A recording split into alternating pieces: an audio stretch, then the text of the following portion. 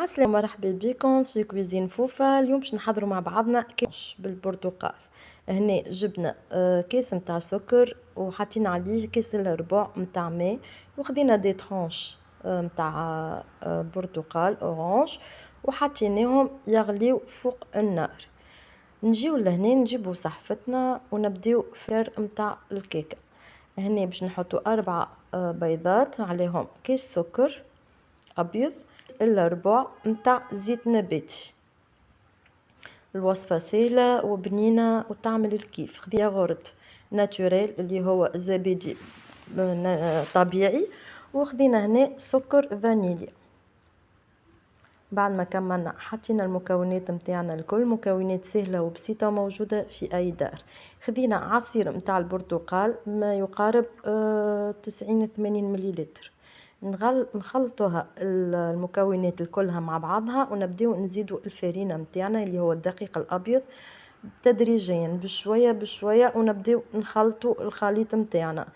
هي ديجا الفارينه هذيك اللي هو الدقيق الابيض راهو ديجا مغربلينه. نزيدوا عليها واحده خميره مرطبات، ونكملوا نزيدوا نضيفوا لها المكون متاع الفارينه بشويه تدريجيا.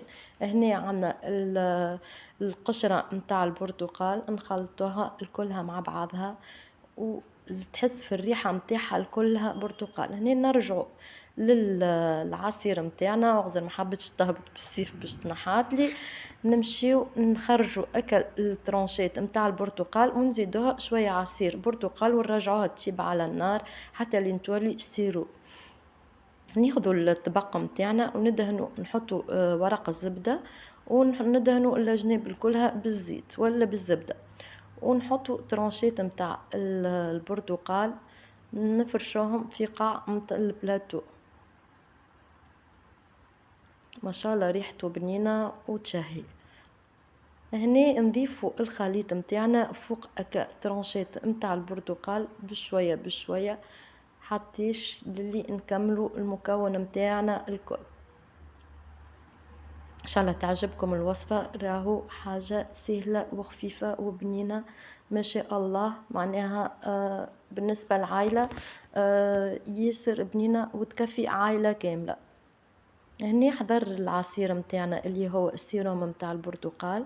بعد ما حضرت الخبزه متاعنا، بسم الله ما شاء الله ريحتها فاحت في الدار، تحس في ريحه الاورانج غامه على الدار.